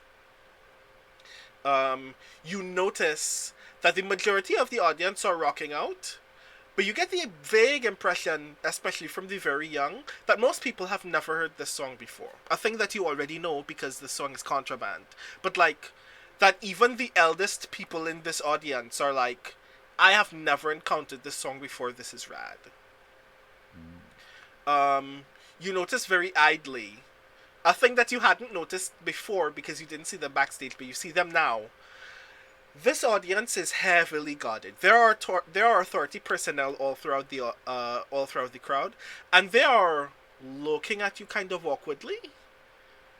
But they don't do anything yet, because when you see someone in an authority uniform, they are immediately drowned out by like a small crowd of folks in the audience, just like swaying past them, or like very slowly dancing to this very aggressive but very medium tempo music. You notice the lights that you saw growing very strongly. Like they were dim before, but they're just a little bit more powerful. And then you notice two other spotlights that are bigger and not as like much brighter, but still not very very bright. And that's when you turn and notice that the first two spotlights that you saw were Oliver's eyes. And when you see Oliver's eyes, they are like, you can see like a very small nebula within them now, and like you can see at the center of that nebula is a very small but very bright star. And whenever it twinkles, you can see like a fluctuation in the light that is coming out of Oliver's eyes, and that light is hitting everyone in the crowd. And that's when you look up to try to see where the other spotlights are coming from. And you see, like in the sky, like kind of hovering above the horizon line, a giant woman. Just like this 40-foot like robed, dark-skinned woman with an afro. You can vaguely make out that part of it is like this kind of ephemeral shape, as if it's like something that you're seeing in a constellation, and like when you focus on it just a little bit more, you can tell like something is there, question mark. Like, this is not just something that you're imagining in your brain, this is someone who's there. I think I missed the drum. I think there's the beat going, and then like a like what? Oh god. Yeah. Oliver has kind of like turned to the three of you while this light is shining out of their eyes. They've not stopped playing, like their body is almost performing the song now, entirely separate to their own consciousness. And they turn to you, and you can see that a while ago they must have started crying, but the tears are now suspended as if in zero gravity, floating away from his face and turning into stars in the air and floating away. Yeah.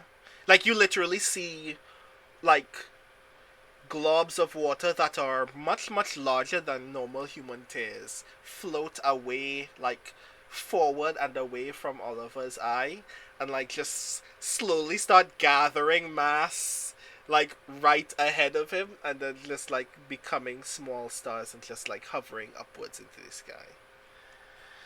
And while that's happening, this giant woman brings her giant hand down on the stage to tap Oliver's shoulder very, very gently. Like, very, very... Like, you can see that she's moving very slowly because her finger is as big as two of you are wide. Pat you like on the whole shoulder blade, sir. Sir! Yeah. Excuse me! You feel this very large pressure on your shoulder. Yeah, I think at that tap, the guitar immediately stops. Like, that level of the of whatever is the backing music of this performance is now cut out of the audio, and Oliver is just kind of doing nothing except standing, staring into space as like tears just kind of float up into the ether, and there's just a weirdness. Yeah. Of this moment. There is like the very briefest silent beat across the amphitheater. Ava, you notice out of the corner of your eye, like 5 or 6 authority agents are like reaching in their pockets or moving downward towards what may or may not be holsters, but before they get to take anything out, the entire crowd is in an uproar again. And you can see folks like pointing up at the sky. Oliver, do you notice anything above you yet? Sorry? Do you notice anything? Right, in terms of, yeah. I think Oliver looks up now, finally, in this moment of having stopped, and sees the woman from the stars in his eyes. And is all like, I have to see if my performance can go that large.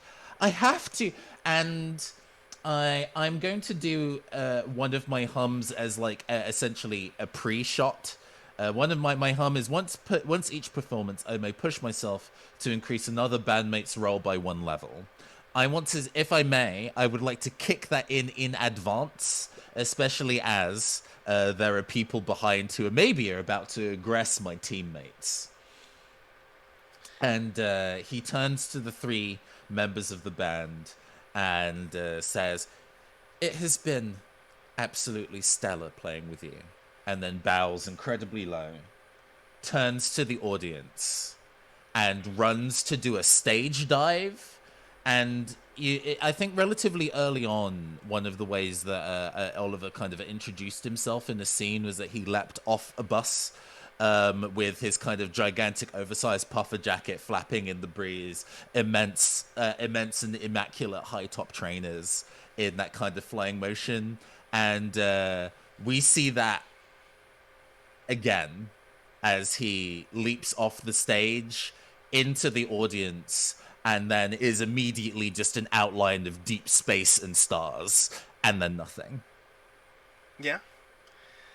Right. So I want to add just a little bit of flavor to that, in fact, which is, um, so you do that, like the minute that you um bow, there's like there's this pulse of light from the stars that are just behind this giant figure, um and instantly, almost as if like almost as if when you pushed yourself, you weren't really giving it to them, but you were giving it to the performance itself, to the very idea of this song coming to a close. Everyone's instruments just start playing. Whether it is like Ava still somehow finding like Ava's hands still finding exactly what they're supposed to do on the drums, or Nachmat's Kanun just continuing to play the song, and even improvising a little bit as it continues. And as you leap into the audience, this figure's hands reach out very slowly, like to grab you as you leap into the crowd. Mm-hmm. And before you collide with the crowd, before those hands can reach you, you very briefly kind of turn kaleidoscopic. Like just like you stop being a person and start being pure light for a little bit, and like you're hitting everybody in the audience like a disco ball, and like this is the point where everybody starts like really chanting, like a couple of mosh pits generate right underneath where you would have collided with them, and then she brings her hands around you,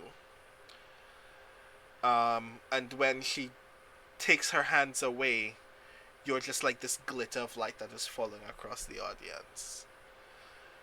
And like that glitter continues to fall just until the song that is playing by itself comes to a close by itself. And while that's happening, she turns to Ava, and no one else can hear this, but she says to Ava, "I'm glad that you got my gifts. I'm so glad that you're the one who heard me at my truest. Please don't let anyone take that away from you." And then starts fading away into the night.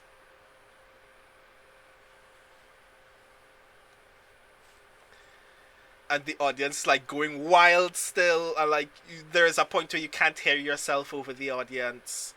And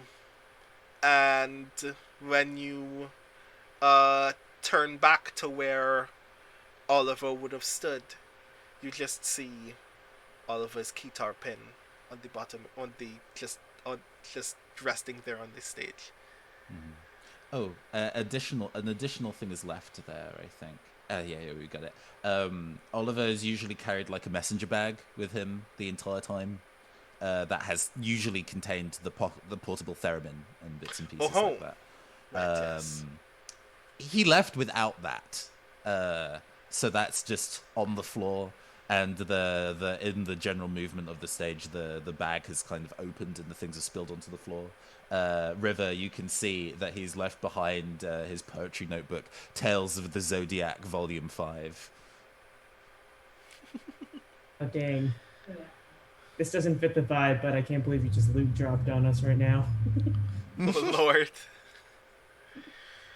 So yeah, while the audience is still like in an uproar, like to the point where like they haven't really noticed. It feels to you very briefly like they haven't really noticed anything. Like they're just going wild with like energy at this point. Devlin comes out on stage to usher you off, and the crowd is so loud that you literally cannot hear the mic. And then a stage manager gently ushers you back off stage as you just dwell very briefly in the sight of what you just experienced, and the knowledge that your friend Oliver Hoshizora is now no longer a member of a Cordial Eclectic, and is presumably at one with the source of the frequency itself. and there's that slow-mo pan of you all walking backstage, fades to black. That's where we're going to close tonight's session. So, um, this is the part where we tell the audience, very unfortunately, a thing. Nathan, would you like to be the one to say it? Sure. I was when Brandon very specific, when this was in pre-production, and you kind of put out that you were working on a Forged in the Dark game that was about Battle of the Bands and everything, and I'm like, yes, this is ticking all the boxes. Look at this list of references. I love The Wicked and the Divine. Hell yeah.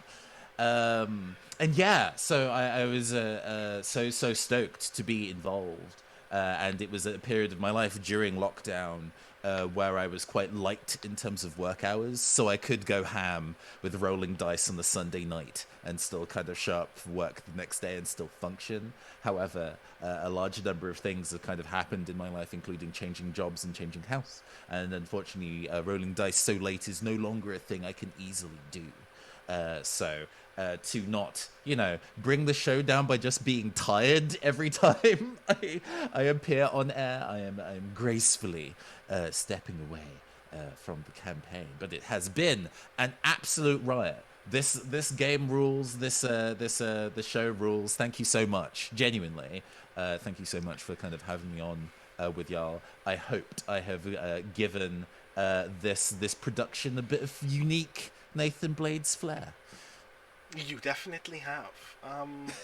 I mean, of course I have feelings about this because this is my game and I've connected very much with the way that you all play it. So I am not being shy about the fact that I will miss Oliver Hoshizora on future sessions of this game.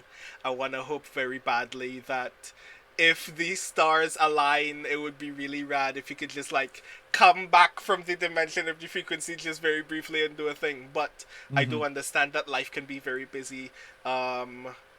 Organizing games across time zones is actually very hectic. Ask me how I know. So I don't blame you one bit for having to step away. It's been an absolute joy having you on this campaign. And while I do hope that at some point in the future you can briefly return, I'm glad that we could at least give Oliver an opportunity to go out on some radically hardcore terms. I mean, we were talking a little bit about that off air, but one of the things I love about Blades in the Dark specifically, and I think extends a lot to Forged in the Dark, is that it's really easy. It gives you a lot of room to be able to give your characters a really dramatic end fate, because you can push your characters to the earth and back, but they only really vanish from the narrative when everybody decides it's kicking rad to do so. And hey, I think this is a particular moment that can also drive the plot along even while I am not there. And I think I did say this before. Please do feel free to make Oliver like an NPC relevant to the plot in any way that you see fit. And hey, if we do a one-shot during a daytime segment that I can appear for, I might guest again in the future. But I wish y'all all the best. I will be following along the VODs of the show very closely. Oh yeah, definitely. And I already know exactly what I already know exactly what your plan will be as an NPC, which is why I gave you up to the dimension of the frequency in the first place, because that's going to be very rad. But anyway, yes. Enough about me. We need to wrap up the show for everybody else as well. Yes. It is getting quite late. I don't want to hold everybody back. But very briefly, I hope that you all enjoyed this session. I definitely enjoyed it. And I'm very much looking forward to our next session. Of course, I'm just going to let folks in the chat know beforehand that this means that for the month of August, we're definitely going to be doing casting for filling the available spot on this band, which I already have a lot of ideas for story hooks for. So sometime next week, I'm gonna put out a message on Twitter, much the same way that we initially casted this show for filling that spot, and you will hear more about that very, very soon. But For now, I would like all of these lovely people in the crew to let everybody know who you are, what you do, how you feel about tonight's session, and knowing that Oliver will no longer be with us, and where we can hear from you and see more of your work. Starting with Ava. Hey guys, I played Ava tonight. I'm Vale. I use he and they pronouns. You can find me on Twitter at Villain Vicencio, where I rant about stuff. That for the honor book, it's gonna come out. I promise. Its layout is hard to learn by yourself. Um, Indeed. yeah. Ava is definitely gonna have some feelings about Oliver just sort of disappearing into the aether. Can tell you now that's gonna have some very protective overtones over the remaining two members of the band. But Nathan, it was really fun playing with you. I hope that we can play together again in maybe in another game. And For sure. you're fantastic. And good luck to you. Nice. I gotta go. Yes, perfectly fine. The cameras are going to do a thing, and I'm very sorry, but still. Dog. Next, Amber. Sure. Hi. Hello, I'm Amarez. You can find me everywhere on the internet at Amarez, and I was here today as our wonderful Naknet, who's currently having 3 reactions.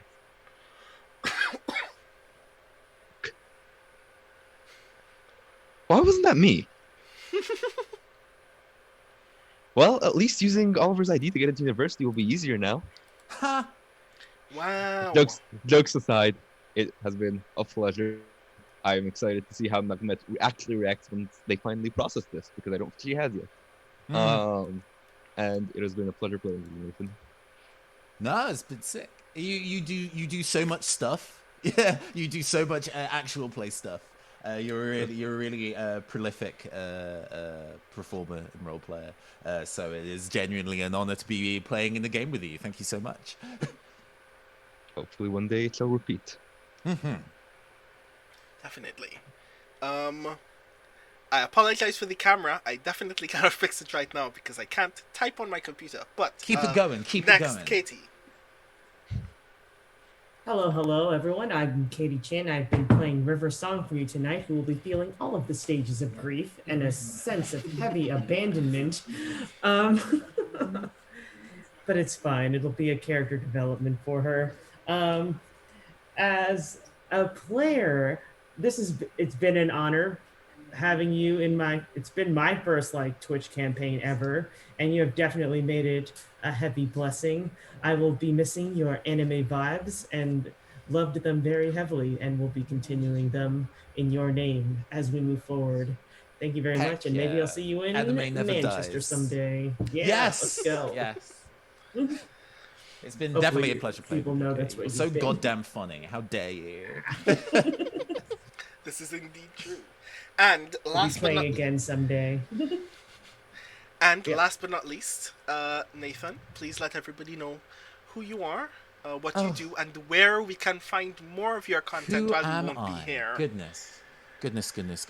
I am a pop star among the stars, Nathan Blades. Thank you so much once again for having me on your stream. It has been a laugh riot.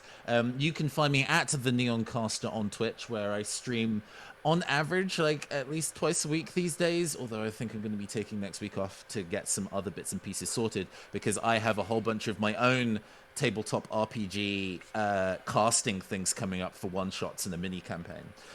So if you are interested in playing in some of the games that I have written and organized, there is to kind of give everybody a bit of a vibe in advance about some of the stuff that's going on. I am going to be streaming a one-shot of Big Bang Superstars, which is a one-page RPG I wrote alongside Grant Howitt, which is basically if the cast of Paradise Killer were cast on a show like America's Next Top Model, how would they survive? I will be running that as the GM, as a VTuber, but very specifically having human participants, because it is very important to the thematics of the thing at hand. there is also going to be, hopefully, fingers crossed, an all VTuber run of Agents of Hue, which is one of the first tabletop RPGs that I ever wrote, which is about gay spies getting up to ridiculous shenanigans. And then finally, I'm preparing to do a 3-part mini campaign of Wandering Spark, which is a micro RPG that I wrote that is designed to channel a wandering vignette anime like Cowboy Bebop, Samurai Champloo, and Trigun, about an android and an engineer journeying across the lands in search of a hidden yearning in each other. So I will be looking for 2 particular people to play that android and that engineer.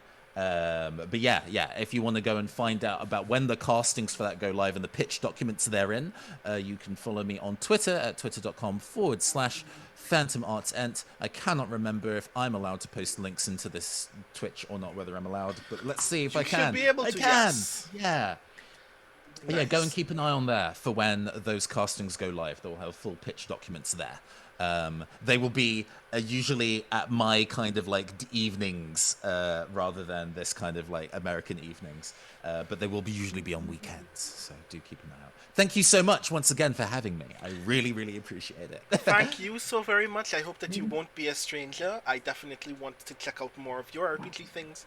And I know that the rest of the folks in chat definitely want to see you continue to thrive as well. So please, everyone, give your love to everyone who played this evening, and especially to Nathan. Thank you so very much for passing through this evening. And I will see you all in some way or form very, very soon. But for now, I'm going to just click some buttons over here. So I can come over here and tell all of these lovely people in chat, thank you so very much for passing through for tonight's session of Soundclash Clampdown. I still have a lot of feelings about this. I've had feelings like 4 weeks now, knowing that this was going to happen. Because Nathan is such a wonderful player, and so I'm so glad that they could join us. I know that scheduling things can be very difficult. Ask me how I know. So I understand when it's very important for someone to step away and take care of life things, and I don't judge anybody for that. But it's been a blast having Oliver as a part of a Cordial Eclectic. I can't wait to see what happens next, not only with the band as it is, but even still what happens to Oliver beyond this point. And I'm just very excited to see how we continue from this point. As mentioned earlier, sometime very soon we're going to start casting for the 4th member of the band again. So if you are a person of color who would like to join the crew, please look out for casting information and our like other related forms and news about that on Twitter. It will both be on my Twitter and most likely on Greg's Twitter as well. Thank you so very much for passing through this evening. This has been a blast to have you all join us. And I mean, again, definitely a shout out to Arvan Elron, Gregory Wilson, for giving us the opportunity to do this thing in the first place. I'm still utterly like overwhelmed by the fact that we get to do these cool things on this channel on a regular basis.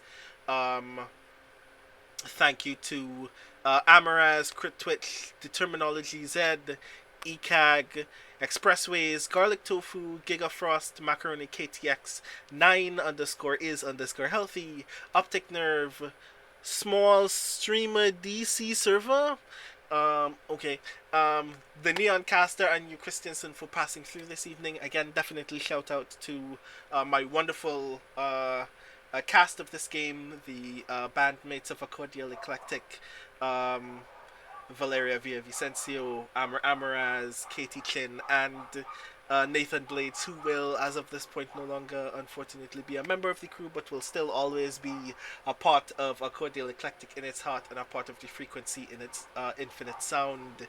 Thank you so very much for passing through this evening. I hope that you enjoyed what you saw. We will be coming back very soon in September. Before that happens, there will be an announcement about casting things which you can look out for as well. My next Sunday session on this stream will be next week on the 8th. That's the 8th, if I'm not mistaken, of August. I will, in fact, be GMing the Case of the Sinded Seal, our Speculate miniseries that will be taking place next week, Sunday at 7 p.m. Eastern. There will still be content on this channel on Tuesday, if I'm not mistaken. Let me just check to make sure. If you hear me cracking up, it's because I'm cracking up. Oh my god, I have so many feelings about tonight's episode. Right. Tuesday has Pen and Pixels at 4 p.m., but at noon will be Phantoms of Fear, which I'm not familiar with and very intrigued by, illustrated live by Tyrotoon, so that will be very fun as well. Please don't die in your feelings, Brandon. But yes, thank you so very much for passing through this evening. It's been a blast having you all join us this evening. You will see us all very, very soon in September for another session of Soundclash the Clampdown. But until then, I hope you have a wonderful evening. I hope you have a wonderful week. And please, above all else, keep the frequency in your heart. I will see you all very, very soon. Have a good night, everyone.